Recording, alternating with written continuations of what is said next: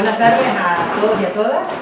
Gracias por acompañarnos en esta calurosa tarde del mes de octubre en la charla que va a impartir Carlos Suárez en relación a la organización popular Comedores Escolares y Populares. Esta charla se enmarca dentro de la 9ª Semana Universitaria de Erradicación de la Pobreza, que se lleva celebrando en nuestra universidad desde el año 2007 y en la que la Biblioteca Universitaria desde sus inicios ha participado de una manera activa. Nuestro ponente de hoy, que colabora con nosotros de una manera desinteresada, con lo cual se lo agradezco, porque una tarde como esta, en lo que uno ya dedica su tiempo de ocio a colaborar, pues siempre te agradecer. La charla va a girar, que ya lo mencioné antes, sobre las organizaciones popular, comedores escolares y populares. Carlos Suárez, además de arquitecto, Carmelo. Siempre me dicen Carlos. Perdona. De que Carlos Suárez estaba escondido en blanco ¿Ah, sí? y me decían Carlos siempre. Después te cuento una cosilla, una confusión. Bueno, pues Carmelo Suárez, además de arquitecto, tiene una participación muy activa en la vida política desde hace ya unas cuantas décadas, del otro día para acá. O sea que ya es conocido al menos por buena parte de los aquí presentes. Y además es miembro de la plataforma Comedores Escolares Anticrisis. Precisamente gracias al papel de esta plataforma, en el año 2013 el Parlamento de Canarias anunció la apertura de los comedores escolares en los meses de verano, con lo cual bueno, se solventó, por lo menos durante esos meses, el tema de la alimentación de los niños y niñas. Yo, agradecerte de nuevo tu participación y ahora sí lo dejo solito y le cedo todo el protagonismo de esta charla. Gracias. Muchas gracias. Bueno, buenas tardes. Bueno, en primer lugar, quizás hacer un par de precisiones. Vamos a agradecer la invitación, que siempre es importante tener la oportunidad de explicar, ¿no? Y de contrastar algunas ideas, lo que es la lucha social y la lucha política por cambiar las condiciones de vida de nuestro pueblo, por buscar salida a las difíciles condiciones por las que transita hoy la sociedad canaria, sus trabajadoras y sus trabajadores y los sectores populares, en un escenario de una profunda crisis capitalista que está haciendo pagar un precio muy alto a una parte muy importante del pueblo canario, ¿no? En primer lugar, una precisión en cuanto al marco de la charla, en la medida en que la plataforma Comedores Escolares Anticrisis, como bien decía la directora, fue una plataforma que se cuadró en el año 2013 con una serie de organizaciones sociales y políticas, pero digamos a día de hoy esa plataforma no existe ya, porque el desarrollo de las cosas pues terminó en otro tipo de actividades y por tanto digamos, yo no hablo ahora, hoy aquí en nombre de esa plataforma, sino en todo caso a nombre de título personal o como militante comunista que lleva unos añitos, como decía, en esta batalla, ¿no? Creo que el temario planteado es enormemente sugestivo desde el punto de vista del debate social que hoy hay en la sociedad canaria, en la sociedad española en general.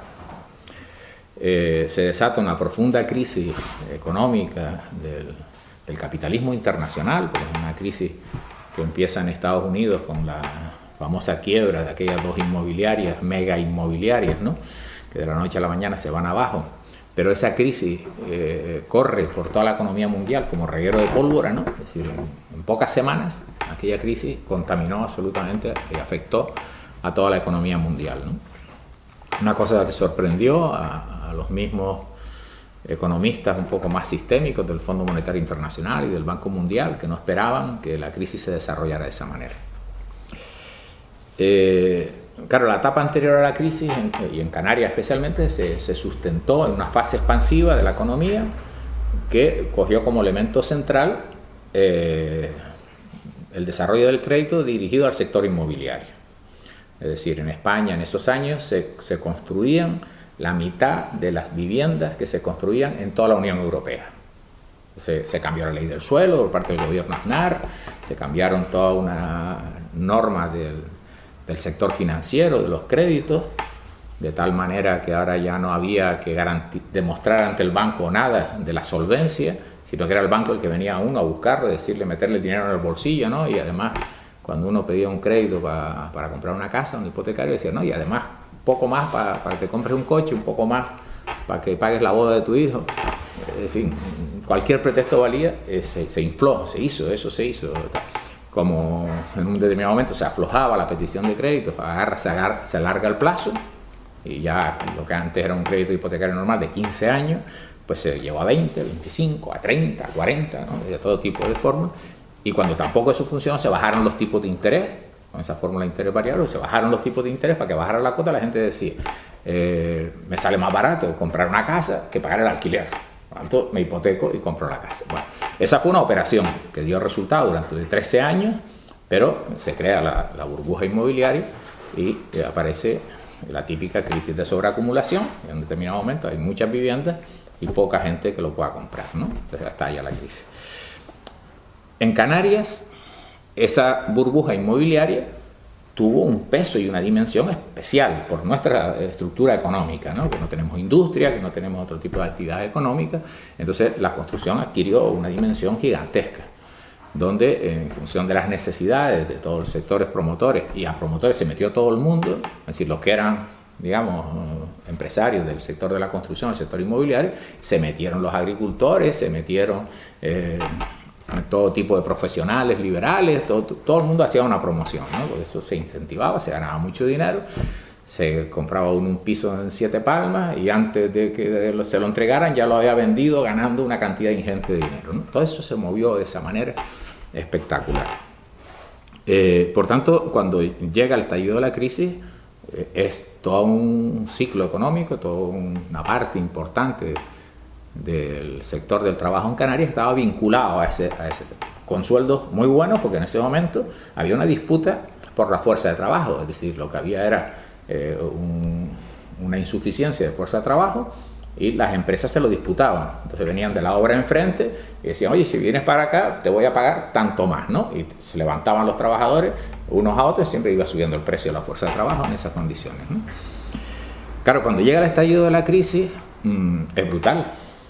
Tenemos toda una población trabajadora con un alto endeudamiento, no solo hipotecario, sino también con un endeudamiento familiar de consumo, de la renovación de los electrodomésticos, de la renovación de los equipos informáticos en la casa, es decir, una deuda brutal donde ahí era frecuente que cualquier trabajador o cualquier familia trabajadora tuviera 600 euros de cuota de letra, como dice la gente, ¿no? Y yo todos los meses para la letra necesito 600 euros. Yo me acuerdo de escucharlo perfectamente. Tiene un altísimo endeudamiento.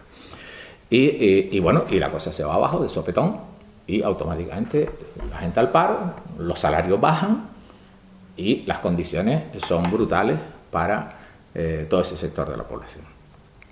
Y esa pobreza que entra en las familias así como un temporal termina afectando, como no, a la población infantil de toda una serie de barrios populares donde ya los recursos no llegan para cubrir las necesidades básicas, donde los mecanismos de solidaridad familiar se van agotando, donde en muchos casos, como se ha dicho tantas veces, son los pensionistas o las pensionistas quienes sustentan a la familia, donde el seguro de paro se va agotando, porque claro, se va pasando el tiempo, no hay empleo y el seguro de paro se va agotando. Hay una serie de reformas laborales importantísimas contra los derechos de los trabajadores que vienen a recortar la prestación por desempleo, que vienen a establecer unas leyes restrictiva desde el punto de vista de la concesión de los subsidios, que es que si en el grupo familiar hay una persona que tiene un subsidio,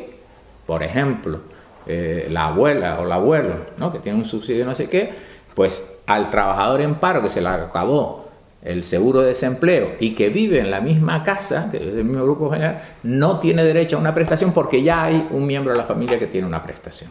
Eso dejó aquí sin prestaciones a muchos miles de trabajadoras y de trabajadores. Pero fue una ley que se hizo ahí, desde el punto de vista de todas las políticas de ajuste y de recorte, orientadas por el Fondo Monetario Internacional, por la Unión Europea, por el Banco Mundial, que obligaban a recortar todos los elementos de subsidio. Bueno, lo aparejado el aumento de la jubilación, la reducción de las pensiones, todo este tipo de cuestiones. Es decir, todas unas políticas que descargan sobre el conjunto de la población trabajadora y sobre los sectores populares el peso de la crisis.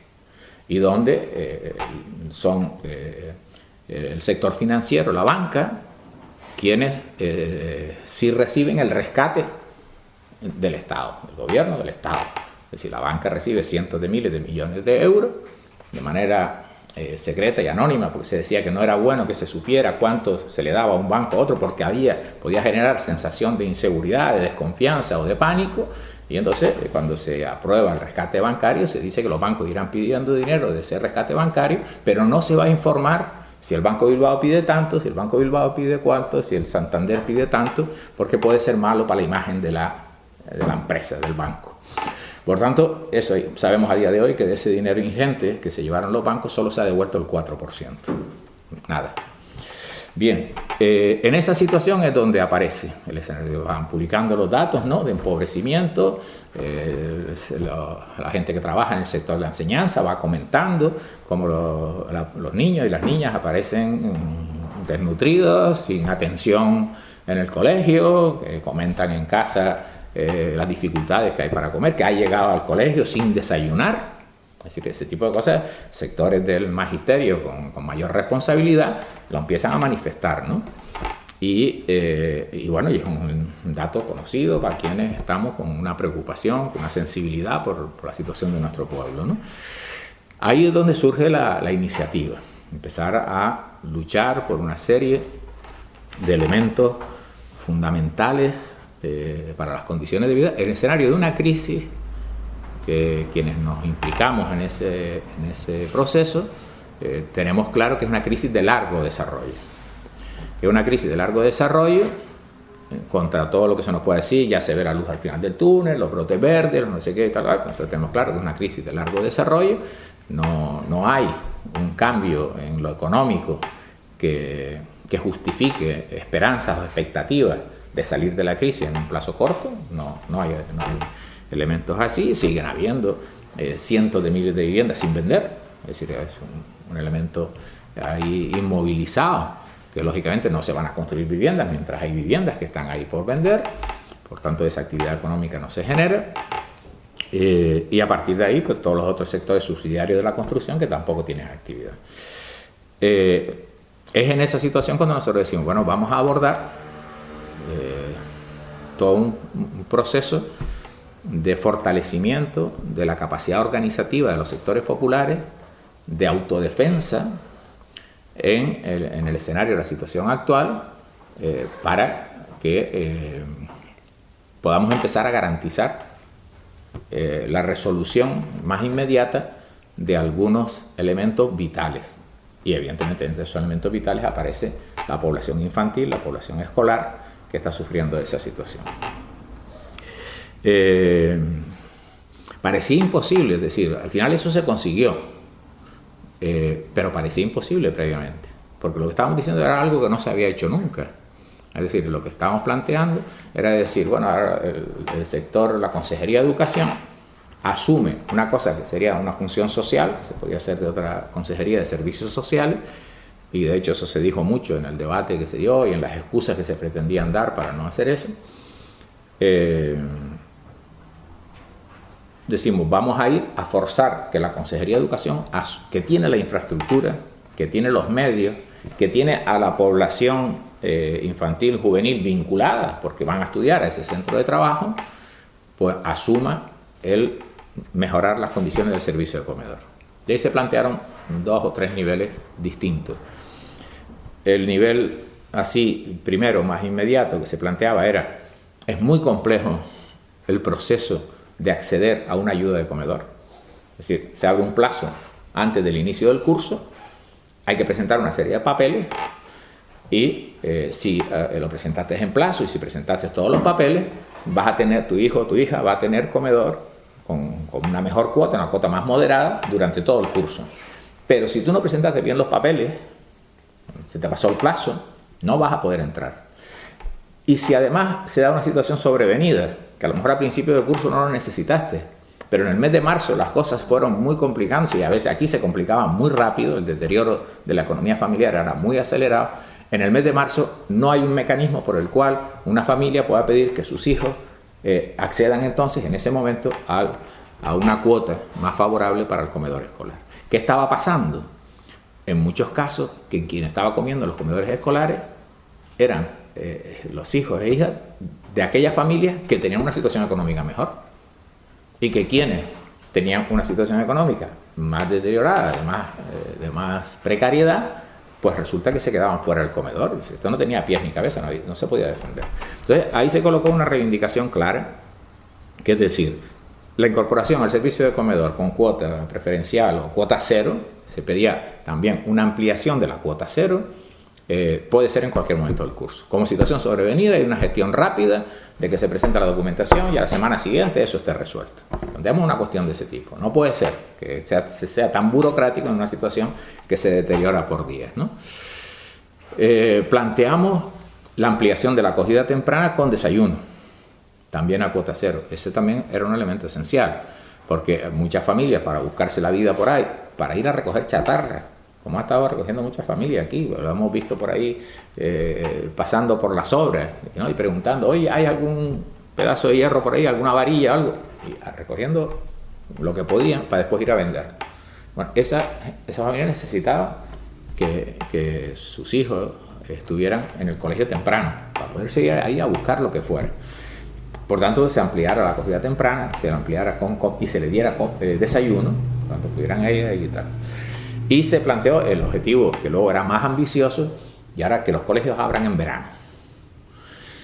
Y por tanto, como está la infraestructura, están los servicios, está todo, pues ahora se amplía un presupuesto y en verano garantizamos, porque no puede ser que resolvamos en el mejor de los casos el servicio de comedor durante el curso, pero luego cuando llegan las vacaciones, pues no hay la garantía de que por lo menos esa población infantil en situación tan precaria disponga del servicio de comedor. Era una apuesta fuerte. A veces las cosas cuando se consiguen parece que se convierten en naturales y ordinarias, y todo el mundo lo ve tan natural que ahora haya la inmersión lingüística en verano y los chiquillos tengan comedor, ¿no?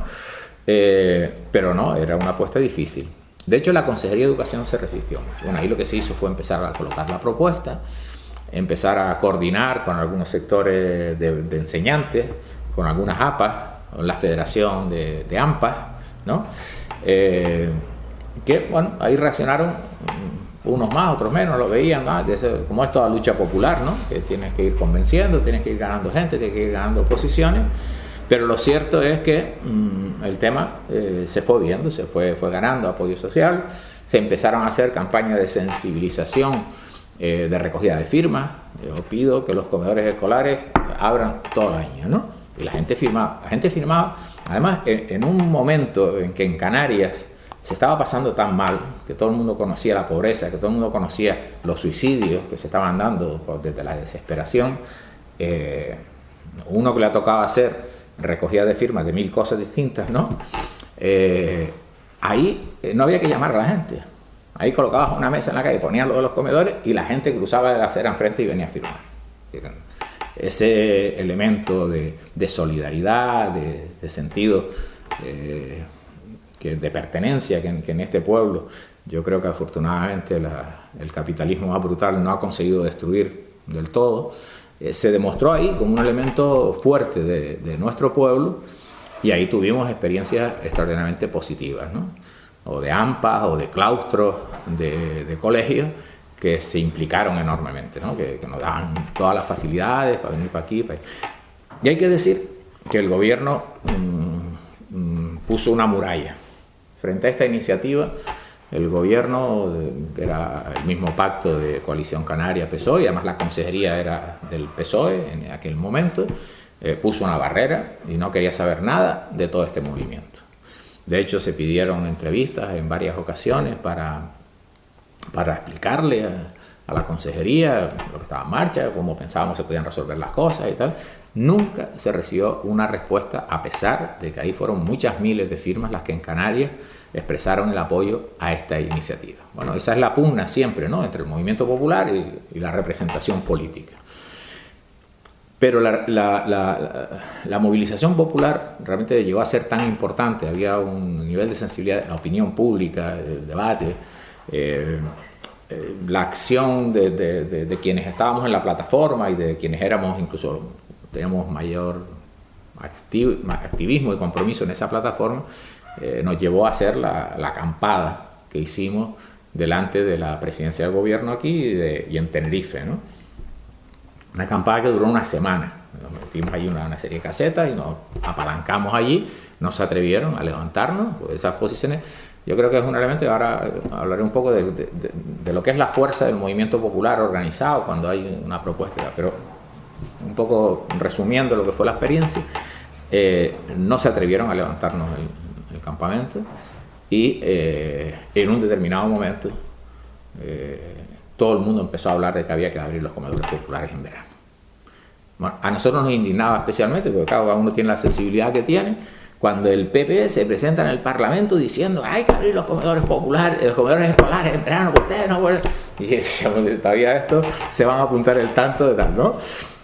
Bueno, es así, la lucha política es así, es decir, cuando se tiene la fuerza social, la fuerza del movimiento popular, ¿no? de hacer prosperar una determinada opinión, un determinado impulso, una determinada capacidad de cambio de la subjetividad, evidentemente la representación política se tiene que pensar qué es lo que hace, y ellos como miden muy bien todo ese tipo de factores, pues efectivamente en un determinado momento empiezan a reaccionar, y en un determinado momento efectivamente se aprueban los comedores escolares en verano. Se van aprobando, ampliando las cuotas cero, y efectivamente hace 2 años, ya por primera vez en verano, se hacen los cursos estos de inmersión lingüística y se empiezan a abrir los comedores. Bien, con toda una serie de deficiencias, a nosotros nunca nos parece suficiente, siempre pensamos que más, se concentran en algunos colegios, alguna gente tiene problemas de transporte para ir a tal, pero fue un avance extraordinariamente importante. Y se vivió por parte de quienes se implicaron en el tema como una victoria. Eso yo creo que es extraordinario. Se tuvo la convicción de que aquello se había arrancado, que en aquel momento en que tanto se hablaba de que aquí hay rescate para los bancos pero no hay rescate para las familias, ¿no? Ese tipo de expresiones tan sintéticas que se utilizaban, cuando ya se hace la concesión, esa sensación de victoria se traslada a otros lugares en la península. Porque luego, en función de ese movimiento y de todo ese proceso que se da ahí, en Andalucía empiezan a plantearse también el tema de comedores escolares, y en alguna otra comunidad autónoma abordaron el tema de los comedores escolares en verano. Un elemento, por tanto, de enorme importancia y que demuestra la capacidad de lucha. Y entonces, ahora hay un planteamiento más ambicioso, y es que, vamos a ver, ahora mismo hay... la situación de pobreza, todos conocen la cifra, lo que se publica, ¿no? Hay 2,5 millones de niños y niñas en riesgo de pobreza en España, ¿no? Hay 11 millones de personas en situación de pobreza en España.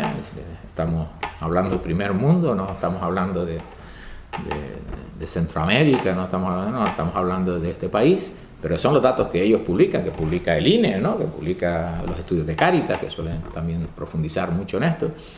Entonces nosotros ahí colocamos que efectivamente hay mucha pobreza. Ahí hay una política que no se nota mucho, que es un poco la política de la caridad que están haciendo el gobierno y determinadas instituciones para contener el descontento social. Es decir, hoy funcionan en estas islas nuestras toda una serie de bancos de alimentos, de comedores sociales, que si eso no existiera, y no existiera con la cantidad que hay, evidentemente aquí tendríamos una situación de crisis social profunda. Y para evitar esa crisis social, hoy hay pues una inmensa variedad que hay que meterse ahí y conocer eso dentro para ver cómo, es decir, por ejemplo, de lo que nosotros podemos estar trabajando ahora, la Asociación de Vecinos de La Vega de San José, una asociación de vecinos como otra cualquiera, administra un banco de alimentos. Y cada 15 días reciben los pales con el arroz, con la leche, con no sé qué tal, y ellos, en un ejercicio muy responsable, quienes son peticionarios de la ayuda al Banco de Alimentos, se les barema de la administración pública, de los servicios sociales. Una vez que se les barema, entonces es la asociación de vecinos quien administra el Banco de Alimentos. Quien coge eso, rellena unas actas, cuando eso se entrega, pues que 3 kilos de arroz, que 5 litros de leche, que no sé cuánto y tal, con todo su certificado y tal. Y ahí hay una experiencia de gestión popular muy importante, muy importante. Esos casos son los menos, donde hay un elemento de gestión popular. La mayoría de las veces de los elementos se colocan en el campo de la caridad, es decir, de las parroquias, tal, sin que haya un elemento organizativo, sin que haya un elemento de participación popular, sino que se resuelve el tema de ya sea banco de alimentos, ya sea comedores sociales que están abiertos. Claro, ahí colocamos un elemento que nos parece muy importante hoy, es la extensión de los comedores como comedores populares que atiendan las necesidades de alimentación que hoy afectan a muchos miles de familias en Canarias y que van a seguir afectando por unos cuantos años por delante, ya veremos cómo van las cosas, a muchos miles de familias en Canarias. Entonces eso lo planteamos como un elemento de organización popular. Después yo entraré un poquito en el concepto de organización popular y cómo entendemos que se está gestionando hoy todo este tema, que es además una parte de una profunda lucha política e ideológica. El planteamiento que nosotros hacemos es el movimiento vecinal organizando sus comedores populares y lógicamente con una serie de suministros o de recursos por parte de las administraciones públicas que les corresponde, sea servicios sociales, sea lo que sea, que suministren alimentos, suministren... Lo entendemos además vinculado, en muchos casos, a sitios donde hay ciclos de FP de hostelería. Donde los FP de hostelería pues elaboran mucha comida, que muchas veces además no tiene salida. Hay una parte de eso que a veces incluso lo compran los mismos maestros del centro, los profesores del centro y ese tipo de cosas, pero son estructuras que existen ahí, recursos que existen ahí y que nosotros decimos que es posible hacerlo. Es decir, esa experiencia de comedores populares evidentemente se ha dado en muy diversos sitios como un elemento de fortaleza del movimiento popular. Van a haber sido el tema de las ollas comunes en el caso de Argentina, en las fases más críticas también del expolio de la economía de ese país. Y entonces nosotros estamos planteando ahora la extensión a comedores populares, que no tengan una finalidad de tipo caritativo, sino que tengan una finalidad fundamentalmente de organización del movimiento popular. Y ahí hay todo un elemento para un debate político de fondo muy importante, que voy a tratar de sintetizar, ¿no? En el escenario de la crisis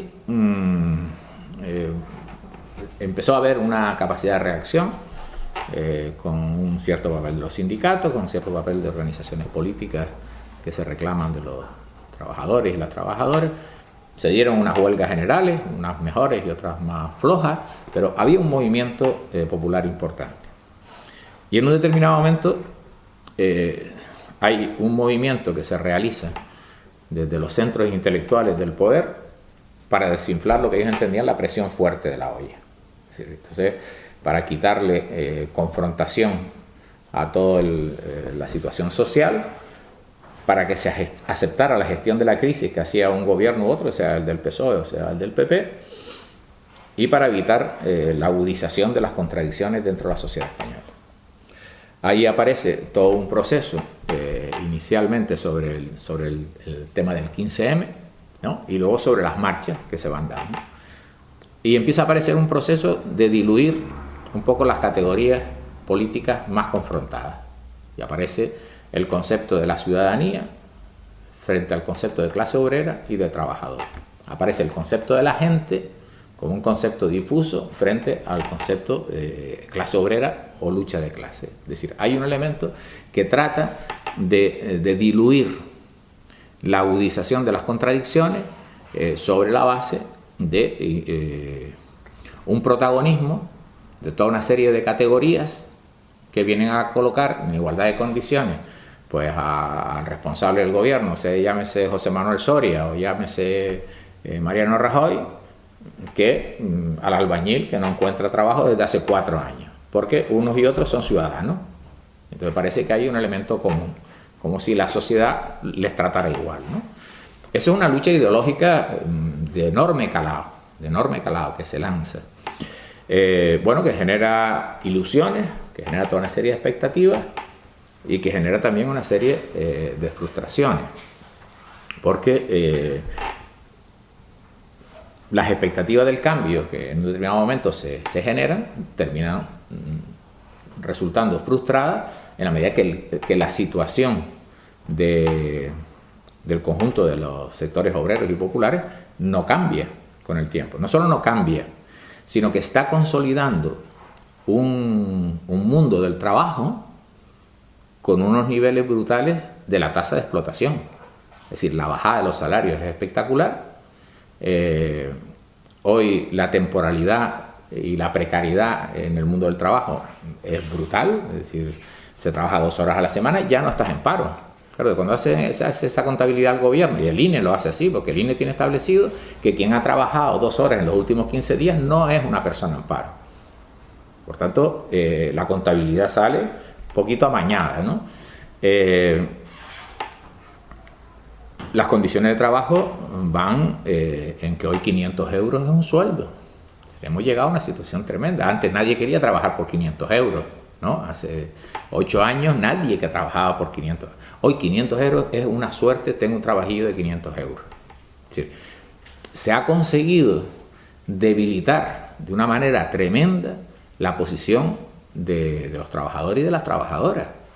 El otro día me comentaban de a una mujer que le habían ofrecido trabajar en un lugar de hostelería, de bar de noche y tal, por las propinas, sin contrato, por las propinas.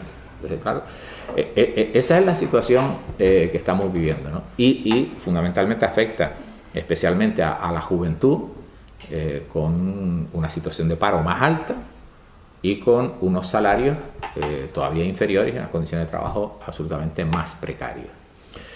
Claro, entonces, ¿qué estrategia seguir en una situación de esas características? Considerando que todavía la crisis capitalista va a seguir siendo de muy largo desarrollo, que si en un determinado momento hay una salida de la crisis, salida real, no la que está vendiendo hoy el gobierno, ¿no? Una salida más real de la crisis, será una salida sobre la base del deterioro de las condiciones de vida y de trabajo de la gran mayoría social. Hay unas encuestas que se publican ahí cuando la gente pregunta, bueno, ¿y usted vive mejor ahora que hace 5 años? ¿O usted vive mejor ahora que hace 10 años? Y todo el mundo, la inmensa mayoría, contesta que hoy vive peor que hace 5 años, que hace 10. Las encuestas que se publican por ahí. Si hacen la encuesta dentro de 5 años, no va a ser mejor la situación, sino va a ser peor.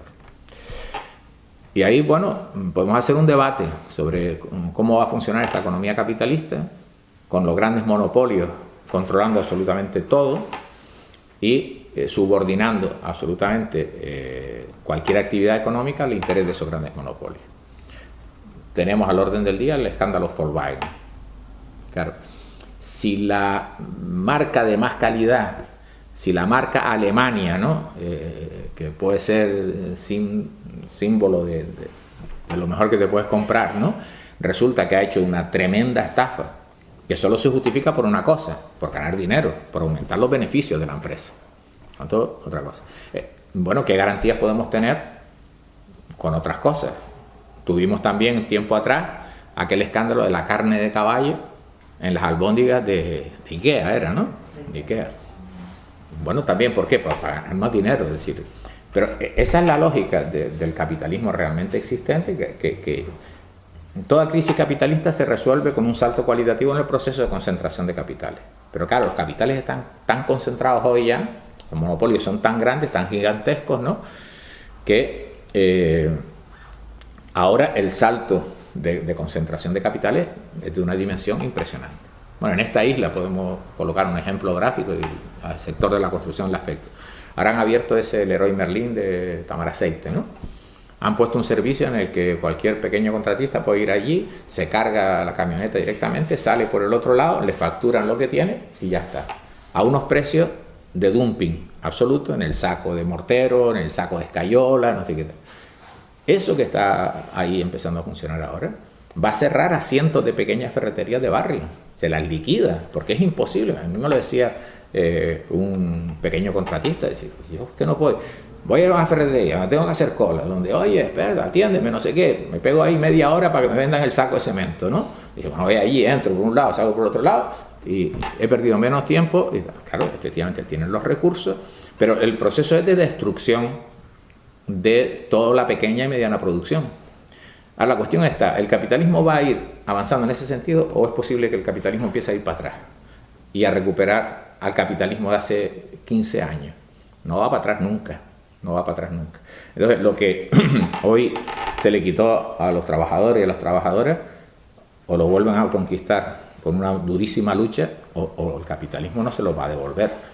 Es decir, ahora no vamos a ir para atrás a recuperar los 45 días de despido, porque nos lo quitaron y ahora son 20 de despido, ¿no? Va a haber algún gobierno que diga, o alguien tiene su programa electoral que va a poner otra vez los 45 días por ejemplo, no se atreven ni a ponerlo en el programa electoral, vamos. Es decir, no va a haber una recuperación de lo que hoy se perdió. Por tanto, el proceso sigue en esa línea, absolutamente mandatado por el gran capital, el capital monopolista. Hay un tratado de libre comercio en discusión entre Estados Unidos y la Unión Europea, que sería un salto cualitativo en ese proceso de peso de los grandes monopolios, que todavía agravaría más las condiciones, pero es una situación que estamos viendo. Hay unas enormes disputas que se están viendo en Siria en estos momentos, en donde todo el mundo está disparando. Los ingleses, los franceses, los yanquis y los rusos. Y un portaaviones chino dando vueltas por ahí. Hay una disputa a golpe de cañonazo por los controles de áreas geopolíticas. Y ahora me voy otra vez al origen de la charla.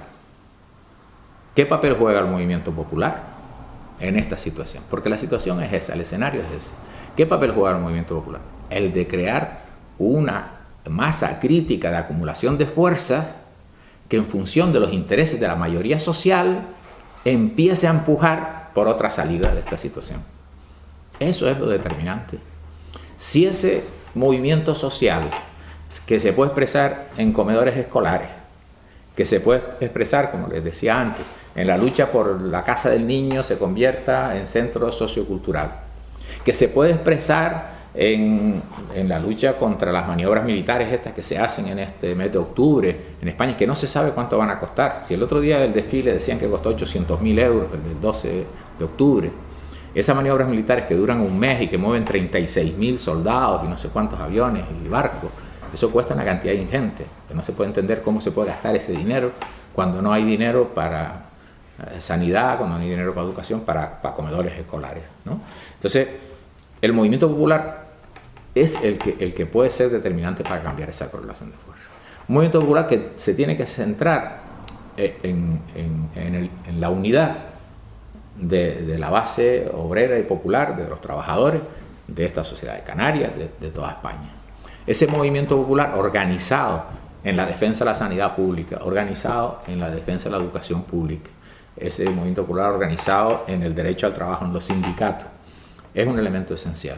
Entonces ahí es donde se entiende el papel esencial que se quiso jugar en su momento con el movimiento popular en torno a los comedores escolares. Se trataba de que los padres y las madres conquistaran ese servicio. Se trataba de establecer una red organizativa en las AMPAs, ¿no?, en los sectores docentes, para consolidar una estructura que les permitiera mañana luchar por otra cosa. Evidentemente los resultados nunca son completos, pero vas acumulando avances, vas acumulando cosas, es decir, seguramente muchos de ustedes habrán visto en estos meses últimos al colectivo de trabajadores de Maya luchando contra el ERE, ahí 8 meses en la puerta de la tienda, confiando han tumbado el ERE abajo. A este momento consiguieron esa sentencia. Es decir, todo ese proceso de organizarse para generar una capacidad de fuerza para cambiar esa situación, que nos coloque fuera de la resignación del fatalismo o de elementos ilusorios, y esa otra parte del debate importante en el que alguna gente piense que puede retocar este capitalismo, ¿no? Suavizarlo, volverlo humano, que no sea tan violento, que no sea tan duro, no sea tan antisocial, ¿no? Pero claro, ahí tenemos un ejemplo fácil, que es el caso de Grecia y la actuación de Syriza. Syriza gana las elecciones porque dice que va a confrontar con la Unión Europea, ¿no? Tiene un apoyo amplio, pero cuando llega a cumplir su programa, su teórico programa con la Unión Europea le dice, mira, esto no juega así, aquí las normas de juego son estas otras. Y por tanto hay un tercer rescate, ese tercer rescate es más duro todavía que el segundo, y finalmente Syriza está aplicando ese rescate, ese tercer rescate, porque no hay margen dentro del sistema, porque el margen no tiene el sistema. Es decir, hoy estamos en una situación histórica donde la formación capitalista está en una etapa ya que tiene muy poco margen de maniobra. Como dicen alguna gente, está raspando el fondo del caldero, ¿no? Es decir, ¿cuánto le gana cualquier monopolio a una mercancía? Pues unas poquitas cosas, es decir, unos poquitos centavos a veces, solo que vende miles de millones, y como vende miles de millones, pues esos centavos se convierten en una cantidad importante. Pero realmente los márgenes son muy reducidos, porque hoy hay un nivel de internacionalización del capital impresionante, un nivel de internacionalización del capital que significa una socialización del trabajo a unos niveles nunca vistos en la historia. Y ahí yo suelo utilizar un ejemplo que alguna vez lo he hecho en algún centro escolar, de preguntar, bueno, ¿y cuántos trabajadores hacen falta para hacer una lata de atún, no? Y entonces normalmente algunos más inquietos dicen, eso con uno se hace. Entonces, pero claro, es que son millones de trabajadores los que entran, porque son millones de trabajadores necesarios para que esa lata de atún esté ahí por 2,20 euros. ¿Por qué? Porque hay que pescar el atún, y para pescar el atún hay que hacer el barco. Para hacer el barco tiene que haber astilleros, para haber astilleros tiene que haber siderurgia, para haber siderurgia tiene que haber minería. Pero además no se pesca así, sino ya se pesca con un satélite que te dice dónde está el pescado. Por tanto, hay que construir el satélite, lanzarlo, mantenerlo ahí, ¿vale? Después hay que hacer el aceite, ¿no? Porque sin aceite no hacemos la lata de atún. Pero el aceite son los jornaleros del olivo. Los jornaleros del olivo son los de la almazara que lo sacan. Los transportistas que lo transportan al otro lado. Tenemos millones de trabajadores para hacer una lata de aceite. Es decir, es una altísima socialización del trabajo. Es decir, para la producción de la más pequeña mercancía, hoy cualquier capitalista tiene que utilizar a todos los trabajadores a nivel internacional. Todos aportan algo. Entonces, estamos en esa etapa. Y esa etapa es lo que es, aunque a algunos les gustara que fuera otra cosa. Y ahí hay que ser científicos y entender que hoy se dan condiciones históricas de desarrollo para dar un salto cualitativo a ese sistema social, para una transformación radical profunda. Pero no se va a dar, porque evidentemente los beneficiarios del sistema van a mantener eso, van a hacer la guerra, van a hacer lo que sea, van a meternos en la esclavitud. Es decir, yo estaba en Asturias el fin de semana pasado en una mina, donde hoy me dicen además que hay un accidente con heridos, en Cerredo, y los mineros explican las dificultades que tienen. Dice, ¿cómo es posible que nosotros picamos el carbón aquí? Hay una cinta transportadora que lo lleva a pie de la central térmica, porque estamos al lado de la central térmica. Y resulta que a la central térmica le sale más barato traer el carbón de Indonesia, transportado a un barco, no sé qué, que picarlo aquí y colocarlo ahí. Dice, ¿cómo es posible? El minero decía, tenía una expresión que a mí me resultó muy clara y bastante, muy dura, ¿no? Dice, eso solo es posible derramando mucha sangre. Eso solo se puede hacer derramando mucha sangre. Dice, ese carbón extraído en Indonesia es con mucha sangre. Dice, si no, es imposible. Dice, claro, salario todavía más de hambre y tal. Entendamos que los mineros hoy en Asturias, trabajando en condiciones muy duras, y los que están en peor condición están ganando 800 euros por estar 10 horas a no sé cuántos metros de profundidad picando carbón, jugándose la vida, ¿no? Es el capitalismo realmente existente. Y es una ilusión pensar que se cambia de otra manera o que ese capitalismo, los grandes monopolios van a renunciar. No, hay una lucha que es determinante. Y es la organización popular, la mayoría social consciente, que todos los cambios históricos se dieron así. Todos los cambios históricos se dieron cuando hay una mayoría social, ¿no?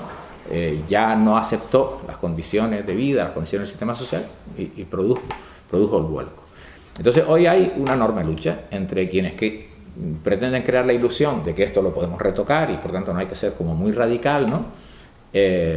Y por tanto es un camino que ahí se plantea, y quienes decimos que no hay margen, que la lucha es una lucha de acumulación de fuerza, de articulación social, de una amplia alianza de las trabajadoras, los trabajadores, los sectores populares, para empezar a forzar un cambio de trascendencia histórica. Claro, ahí ya podemos entrar en la política, en qué va a pasar con esta crisis, una serie de cosas. Yo ahora no me voy a meter en eso. Creo que el objeto de la charla yo diría que el objeto de la charla, si yo lo voy a resumir después de lo que les he ido explicando, es poner en valor al movimiento popular. Poner en valor al movimiento popular. Un movimiento popular organizado y consciente, ¿no? Que sabe que lucha en unas posiciones de desventaja, pero que sabe, de ventaja con respecto a quien tiene el poder, pero que lucha con la enorme fuerza de lo que significa un pueblo organizado, ¿no? Pueblo organizado que sabe el objetivo que busca y lo que puede ganar. Yo ahí tengo una experiencia histórica, como decía también la directora antes, yo tengo unos años en esto. Fue la huelga de la guerra del agua del año 86 pasado, es decir, en un momento en que hubo una movilización popular contra la facturación del agua, porque antes el ayuntamiento cobraba un solo recibo, en un edificio de 50 viviendas cobraba un recibo, y luego la comunidad propietaria tenía que resolver y tal, si este paga, si el otro no paga, no sé cuánto y tal. Y se empezó una lucha en esos años por que el recibo fuera individual, que a cada familia, a cada contador le llegara su recibo, y si yo pago, pago, y si yo no pago, bueno, ya tendré mis problemas con el servicio de agua, ¿no? Pero individualmente, porque aquí lo que pasaba era que como pagaba la comunidad, al ayuntamiento había un solo pagador, que era la comunidad, pues si había vecinos que no pagaban, los otros vecinos tenían que pagar para que la comunidad no fuera morosa, pues si no te costaban el agua a toda la comunidad. Eso era así antes del 86. Entonces se empezó a hacer una lucha popular, se hizo una huelga de pago, en un momento la gente, muchas miles de personas, dejaron de pagar el agua. O sea, no pagamos el agua hasta que no se cambie el sistema de facturación. Se aguantó unos meses, hay unas luchas, y en un determinado momento el Ayuntamiento de Las Palmas cortó el agua en un mes de agosto, a mitad de mes, cortó el agua a 50.000 personas ahí de Vegueta para todo el cono sur. Eso. Y bueno, y se hizo una lucha importante. Pero en esa lucha importante estuvo todo el movimiento popular 70 días con el agua cortada, que el ayuntamiento hasta tuvo que poner cubas ahí para que la gente cogiera agua con garrafa por un problema de sanidad, ¿no? Y esa lucha se ganó. Y hoy pagamos cada uno de nosotras o de nosotros nuestro recibo individual producto de aquella lucha. Aquella parecía una lucha imposible. Claro, cuando ibas a las asambleas por la noche, decía, bueno, ¿y la gente aguantará? ¿Van a votar, seguir con la lucha? Y la gente seguía con la lucha. Pero no solo eso, sino que además ahí la gente hacía respuesta, iba y abría la llave de paso del barrio, ¿no? Abría la llave. Llegaba al ayuntamiento y hormigonaba la llave de paso para que la gente no lo pudiera abrir. Iba la gente, rompía el hormigón y tal. Al final, y hay alguna foto por ahí que es impresionante, las mujeres jugaron un papel importantísimo en esa lucha. Al final había un cráter, hay una foto muy bonita ahí en Pedro Hidalgo, que era una de las llaves de paso principales que había. Hay un cráter alrededor de la llave de paso, de las veces que se había abierto, se había cerrado. Todo un montón de mujeres están ahí agarradas, sentadas en el suelo, protegiendo que la policía no llegue a la llave. Hay un policía desesperado tratando de abalanzarse por encima de las mujeres para cerrar otra vez la llave de paso. Fue la expresión de un movimiento popular en una cosa tan básica como es tener el agua en la casa y alcanzar una victoria rotunda y contundente producto de la confianza, ¿no? Y de la capacidad organizativa. Por eso, al final, lo que nos estamos jugando en estos tiempos tan difíciles y tan complejos que nos tocan es cuál es el camino que cogemos para el cambio social, ¿no? Y el camino que tenemos que coger, yo creo que las experiencias esas un poco lo avalan así, es que el camino que tenemos que coger es el de la organización popular, es decir, el de la organización de los trabajadores, las trabajadoras, las familias, en los barrios, en los centros de trabajo, y decir, bueno, en función de esto, y una lucha por aquí, y otra lucha por allá, y otra lucha por allá, cambiar la subjetividad, ¿no? La conciencia, y ser capaces de hacer lo que parece que es imposible, ¿no? Y puedo referirme a un último episodio, aquí en Canarias yo creo que tiene un valor importantísimo y en estos tiempos, ¿no? El referéndum de la OTAN de 1986. Canarias fue el lugar del Estado, ese referéndum lo perdimos a nivel del Estado, salió el sí a la OTAN con aquellas condiciones que se inventaron, que luego no se han cumplido ninguna, pero en Canarias se ganó el no rotundamente. En Fuerteventura el 70% de la población votó no, pero en Canarias en general fue la que tuvimos un mayor porcentaje de voto no, pero fue producto de esa lucha. Aquí había comités anti-OTAN por todos lados. Aquí ya cuando llegábamos al referéndum no había paredes que pintar. Yo recuerdo que el Comité Popular de una zona nos metíamos en la zona de otro Comité Popular a hacer pintadas y nos echaban un poco menos. Es decir, hubo una movilización popular extraordinaria en el referéndum de la OTAN contra la militarización de Canarias, contra la guerra, que hoy se demuestra, 30 años después, que teníamos toda la razón, que la guerra sigue siendo hoy un peligro brutal, que nos colocan ahí al borde de cualquier cataclismo impresionante, ¿no?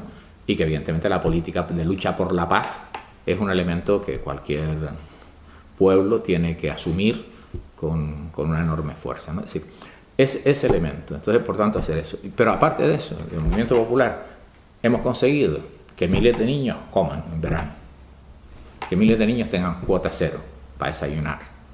Es decir, bueno, hay un resultado concreto, pero como resultado concreto no sería suficiente si detrás no está todo lo demás, porque las necesidades son tremendas y en todos los frentes, ¿no? Como están hablando ahí del sector de la sanidad, como apareció el problema de la hepatitis C, ¿no? Ustedes recuerdan, hace año y medio será, ¿no? Salió un medicamento nuevo, ¿no? Que era muy eficaz contra la hepatitis C. Los afectados y las afectadas por la hepatitis C empezaron a reclamar que el gobierno metiera ese tratamiento en la seguridad social, que se generalizara. El gobierno dijo que no había posibilidades, que era carísimo, parece que costaba como 60.000 euros, ¿no? El tratamiento de una persona con ese medicamento nuevo.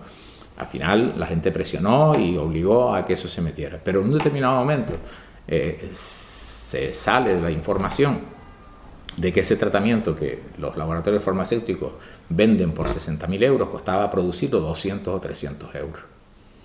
Claro, con lo cual la contradicción, ¿no?, entre ese capital monopolista de las farmacéuticas internacionales, ¿no?, y los intereses de la población afectada, que si no existieran esos grandes monopolios tendrían a su alcance pues unas condiciones de salud absolutamente infinitamente mejores que las que se dan en ese grado de contradicción es el que me da.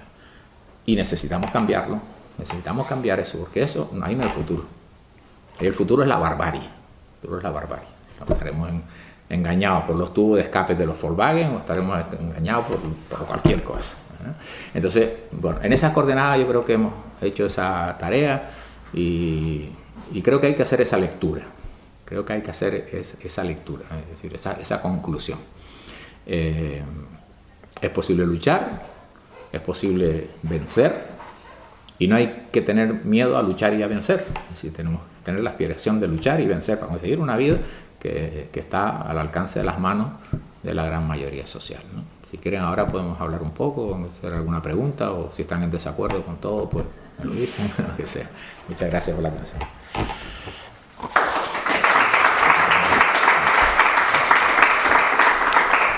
Primero, el ejemplo del producto estatal en una oficial médico. Sí. Y voy y me veo una doctora joven. Oye, ¿cuántas horas tengo que coger? Dame el alta porque yo trabajo por unas horas. Sí, claro. Sí, se contrata médicos por horas o de lunes a viernes, ¿no? Se está contratando mucho en la sanidad pública. No deja de ser curioso que ahora en estas fechas el nuevo gobierno dijo que iba a luchar por el empleo de calidad y que tal y cual, lo cual como declaración está muy bien, todos queremos eso, pero resulta que la Consejería de Educación está contratando enseñantes por 6 horas a la semana por 300 euros al mes. Entonces, lo está haciendo el gobierno. Entonces, claro, esas condiciones son muy duras, ¿no? Sí. sí. La cara de la doctora era de una jovencita. Sí, sí. Era de cabeza, ¿no? No, pero son personas que estudian una carrera que es muy difícil, que requiere un enorme esfuerzo, ¿no? Que además cualquier persona que estudia una carrera quiere al final ejercer su profesión y luego les colocan en unas condiciones tremendas, ¿no? Es decir, todo ese conocimiento, además hoy hay que reconocer que el sector de la medicina, el nivel de preparación es extraordinario. Por lo que yo conozco, el nivel de preparación es altísimo y los MIR son una cosa impresionante. Pero claro, esos profesionales después van a estar colocados en unas condiciones de trabajo que no se rentabiliza todo ese magnífico nivel de preparación. Porque tienen 5 minutos o 3 minutos por paciente, o porque hoy están aquí, mañana van allá, no pueden conocer a los pacientes de una manera, a la comunidad, ¿no? Que es un elemento de la medicina fundamental. Ese tipo de cuestiones, efectivamente, estamos ahí, sí.